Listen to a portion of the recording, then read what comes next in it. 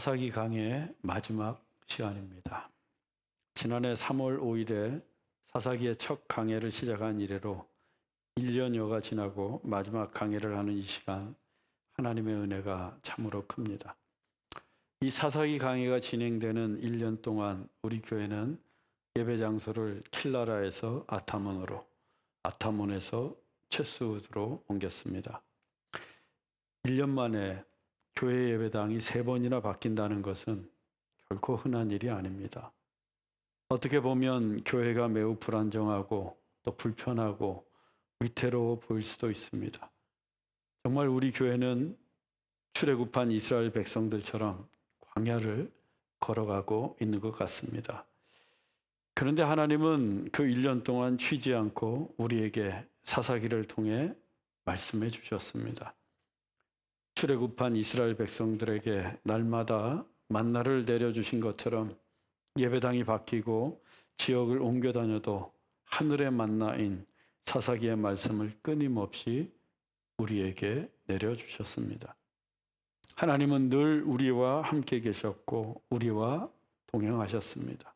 아니, 우리가 어디를 가든지 우리보다 앞서 가시며 여호와 이레 우리의 모든 것을 준비해 주셨고 우리 교회를 구름 기둥과 불 기둥으로 인도해 주셨습니다. 그래서 새로운 곳에 가면 언제나 하나님의 위로가 있었고 새로운 기쁨과 은혜를 맛보곤 했습니다. 새로운 성도들을 만나게 하셨고 새로운 비전과 소망을 품게 하셨습니다. 사사기가 그 증거입니다. 사사기의 말씀은 예배당이 3번이나 바뀌는 가운데에서도 쉼 없이 전해졌습니다.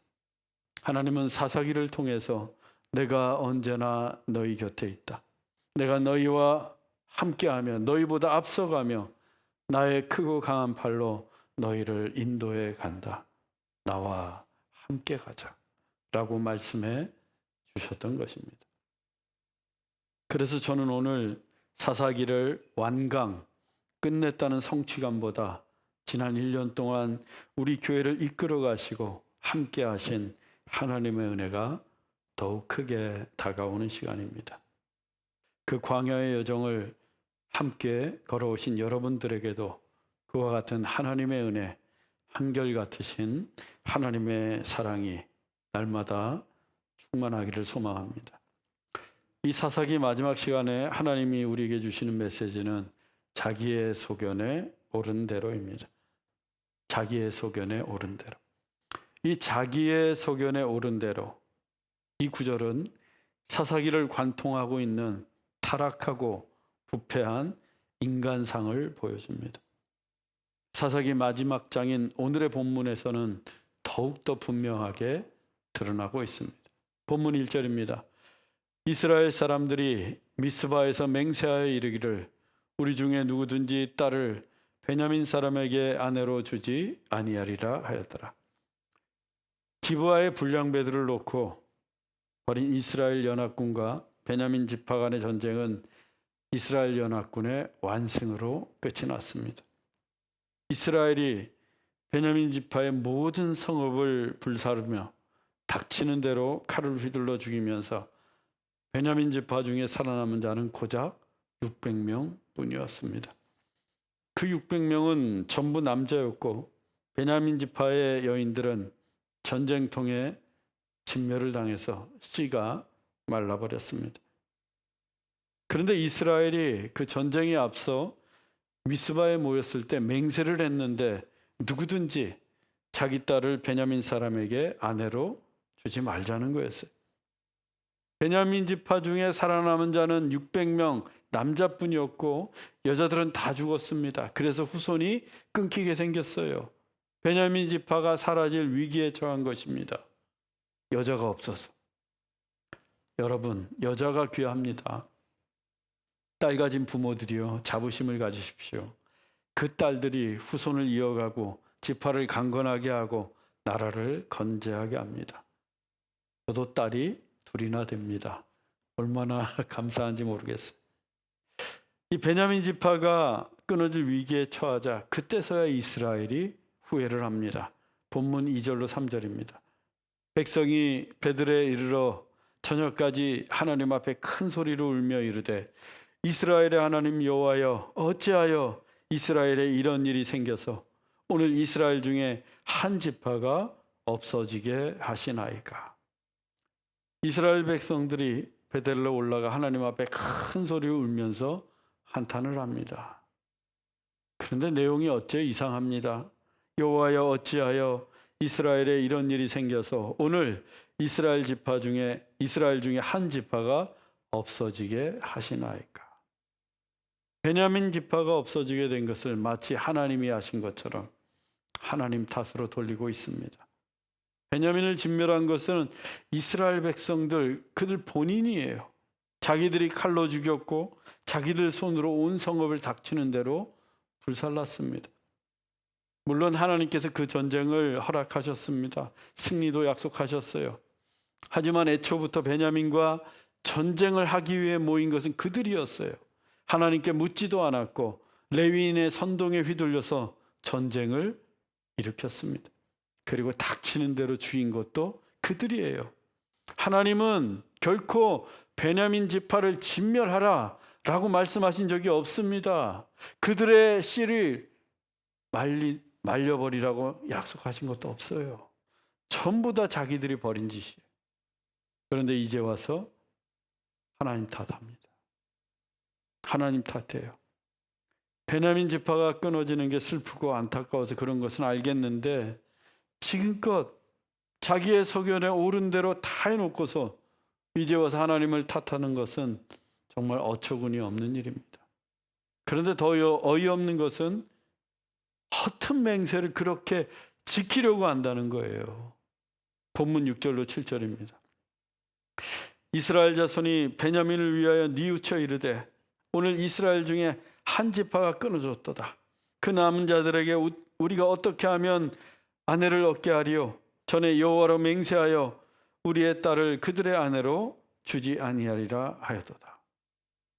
이스라엘 자손들도 자기들이 베냐민에게 너무 심하게 했다는 것을 뉘우치고 있습니다. 베냐민 지파가 이제 끊어질 위기에 처했기 때문이에요. 그래서 뉘우칩니다.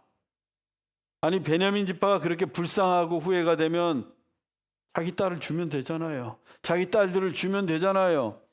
그런데 하나님께 한 맹세 때문에 자기 딸들을 그들의 아내로 줄 수 없다고 합니다.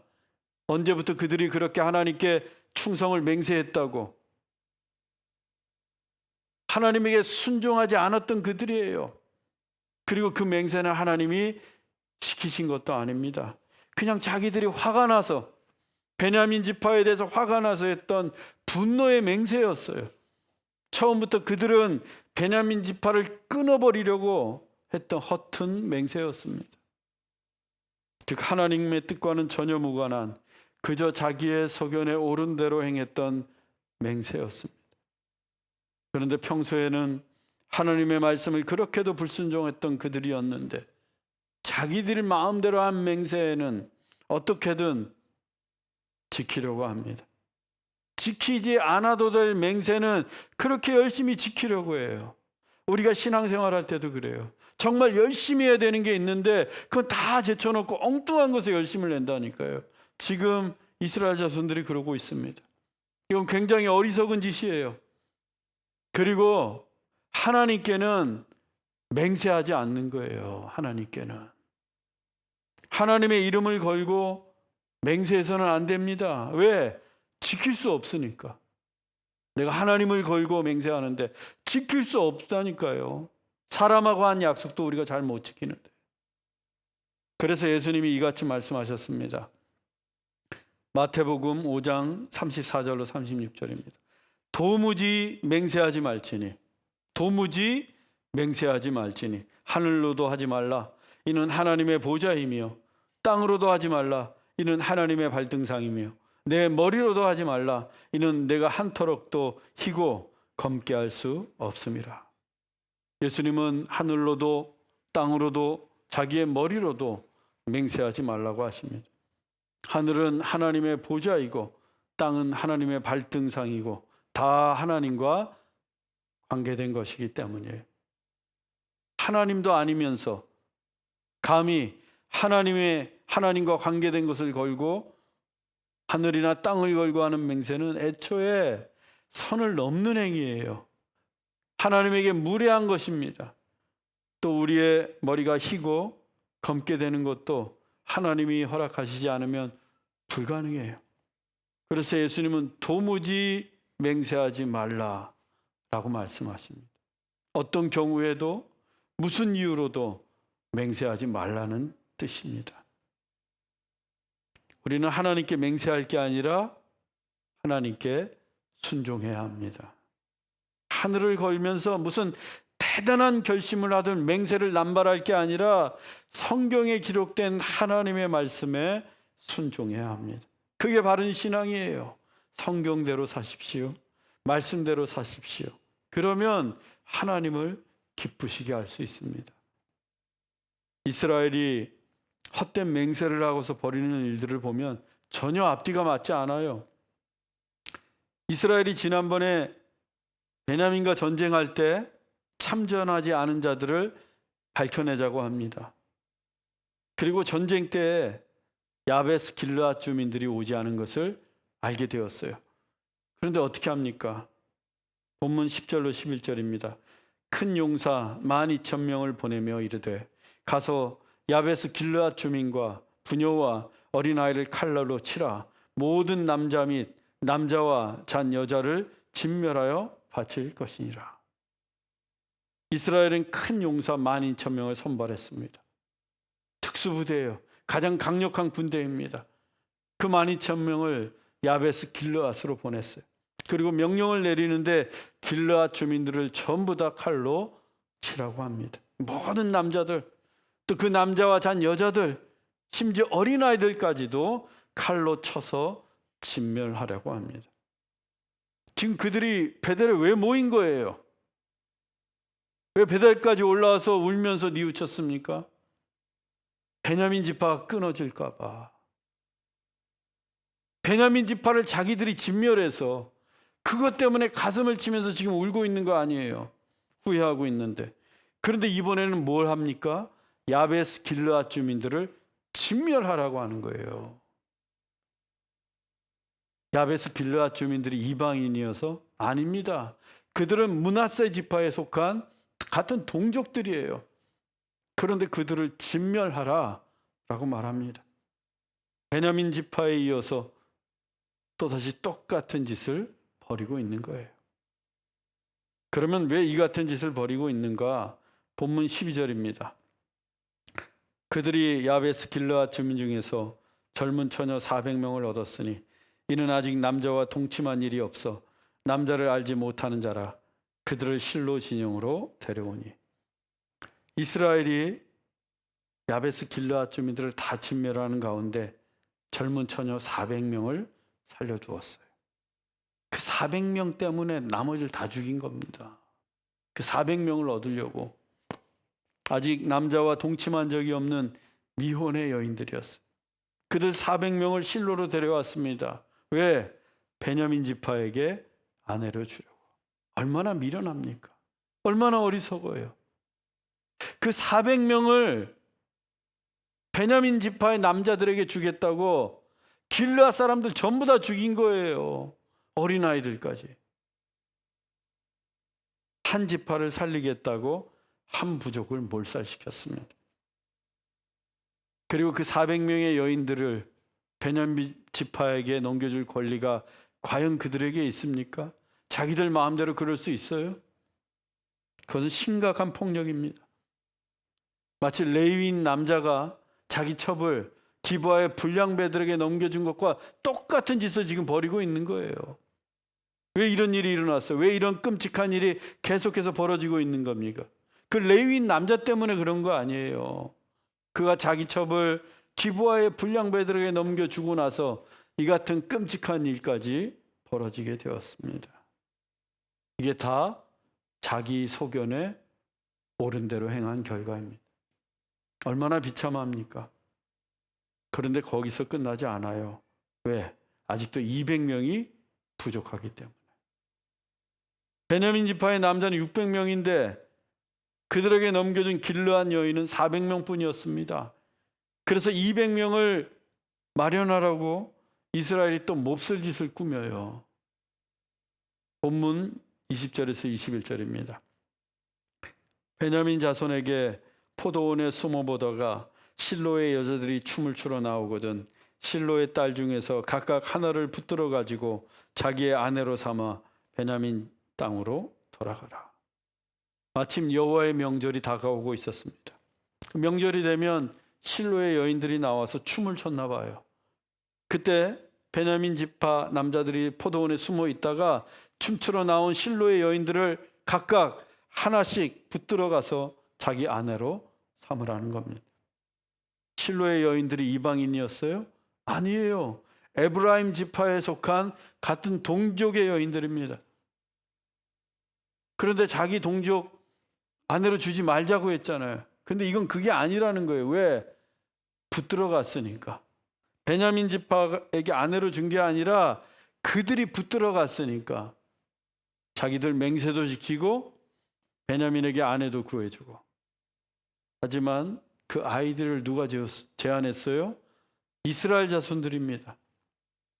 실로의 여인들을 숨어 있다 강제로 붙들어 가라고 한 게 그들이에요. 그게 뭐예요? 납치예요. 납치의 강간이에요. 아주 몹쓸 짓을 했습니다. 그 방식이 너무도 악합니다. 우리말 붙들어로 번역된 히브리 단어가 납치하다라는 뜻이에요. 납치하다. 여인을 납치해서 강제로 강간해서 아내로 삼으라는 제안이었어요. 얼마나 악합니까? 갈수록 악해지고 있어요. 갈수록. 그 여인들은 무슨 죄가 있어서 납치를 당하고 갑자기 다른 사내의 아내가 되어야 합니까? 그것도 200명씩이나. 우리는 여기에서 다시 한번 이스라엘의 타락한 신앙과 부패한 인간성을 보게 됩니다. 레위인 한 사람이 벌였던 짓을 지금 집단적으로 행하고 있는 거예요. 이보다 더 나쁠 수는 없습니다. 그런데 이 모든 과정에서 그들은 하나님을 찾지 않았어요. 단 한 번도. 하나님께 원망만 했지 하나님의 뜻을 구하지 않았습니다. 우리가 어떻게 할까요, 하나님? 이 같은 실상을 사사기의 저자가 한마디로 표현했습니다. 본문 25절입니다. 그때 이스라엘의 왕이 없으므로 사람이 각기 자기의 소견에 옳은 대로 행하였더라. 이스라엘의 왕이 없던 게 아니에요. 이스라엘 왕은 하나님이셨습니다. 처음부터 하나님이셨어요. 하지만 이스라엘이 그 하나님을 자기들의 왕으로 섬기지 않았어요. 하나님의 통치와 다스림을 거부했습니다. 하나님께 순종하지 않았어요. 그저 자기의 소견에 옳은 대로 행합니다. 자기의 소견에 옳은 대로 허튼 맹세를 했고 자기의 소견에 옳은 대로 길르앗 주민들을 진멸했고 자기의 소견에 옳은 대로 길르앗 처녀 400명을 베냐민 지파에게 넘겨주었고 자기의 소견에 옳은 대로 실로의 여인 200명을 납치하도록 부추겼습니다. 자기의 소견에 옳은 대로 행한 결과가 어떠합니까? 선한 게 단 하나라도 있습니까? 악하기만 할 뿐입니다. 너무도 악합니다. 여러분, 내 마음대로 사는 게 좋은 것 같죠? 내가 원하는 대로 사는 인생이 정말 자유한 것 같죠? 내 뜻대로 살면 그게 잘 사는 것 같죠? 그런데 안 그래요. 우리 소견에 옳은 대로 살면 그것은 악할 뿐입니다. 언제나 악합니다. 본문 25절이 사사기의 결론인데요. 사람이 자기의 소견에 옳은 대로 살면 그 결과는 언제나 악하고 불행하고 비참하고 처참할 뿐입니다. 하나님이 원하시고 하나님이 축복하시는 인생은 하나님 말씀에 순종하며 사는 삶입니다. 내 소견에 옳은 대로 사는 게 아니라 하나님의 말씀대로 사는 거예요. 사사시대가 시작되기 전에 하나님이 이스라엘 백성들에게 신신당부하신 말씀이 있습니다. 여호수아 1장 8절입니다. 이 율법책을 내 입에서 떠나지 말게 하며 주야로 그것을 묵상하여 그 안에 기록된 대로 다 지켜 행하라. 그리하면 내 길이 평탄하게 될 것이며 내가 형통하리라. 이스라엘 백성들이 가나안 땅에 들어가야 하는데 가나안 땅에 들어가기 전에 하나님이 주신 말씀입니다. 가나안 땅에서, 그 약속의 땅에서 너희들이 평탄하게 살고 형통하게 사는 길은 하나님의 말씀에 달려 있다는 거예요. 거기서 뭐 농사를 어떻게 짓고 돈을 어떻게 모으고 사업을 무엇을 하고 그렇게 해서 형통해지는 게 아니라 하나님의 말씀에 달려 있다는 거예요. 이 율법책을 내 입에서 떠나지 말게 하며 하나님의 말씀을 날마다 소리내어 읽으라는 겁니다. 그리고 주야로 그것을 묵상하여 밤낮으로 그 말씀을 묵상해서 그 말씀의 의미를 깨달으라는 겁니다. 그리고 기록된 대로 다 지켜 행하라. 말씀은 머리로만 알고 사는 게 아니에요. 그 말씀대로 살아가는 거예요. 그 말씀을 지키면서 내 삶으로 살아내는 것입니다. 그때 하나님께서 그들의 인생길을 평탄하게 하시고 그들의 삶을 형통하게 하겠다고 약속해 주십니다. 이 말씀은 오늘날 우리에게도 동일하게 적용되는 하나님의 말씀입니다. 사랑하는 형제자매 여러분, 날마다 하나님의 말씀을 읽으십시오. 그리고 주야로 그 말씀을 묵상하십시오. 뿐만 아니라 그 말씀을 지켜 행하십시오. 그래서 하나님이 우리의 인생길을 평탄하게 하시고 우리의 삶을 형통케 하시기를 주 예수 그리스도의 이름으로 축원합니다. 기도하겠습니다. 사랑의 하나님, 지난 1년 동안 우리에게 사사기를 통해 말씀해 주신 하나님께 감사합니다. 3번씩이나 예배당이 바뀌었지만 하나님은 언제나 우리보다 앞서가시며 예배당을 예비해 주셨고 우리를 위로해 주셨습니다. 그 은혜와 사랑 다시 한번 감사드립니다. 주님, 자기의 소견에 옳은 대로 사는 인생이 아니라 하나님의 말씀에 붙들려 사는 인생이 되게 하옵소서. 하나님의 말씀을 읽고 묵상하고 지켜 행하게 하옵소서. 그래서 하나님이 평탄케 하시고 하나님이 형통케 하시는 복 있는 인생이 되게 하옵소서. 귀리요 진리요 생명이신 예수 그리스도의 이름으로 기도하옵나이다. 아멘.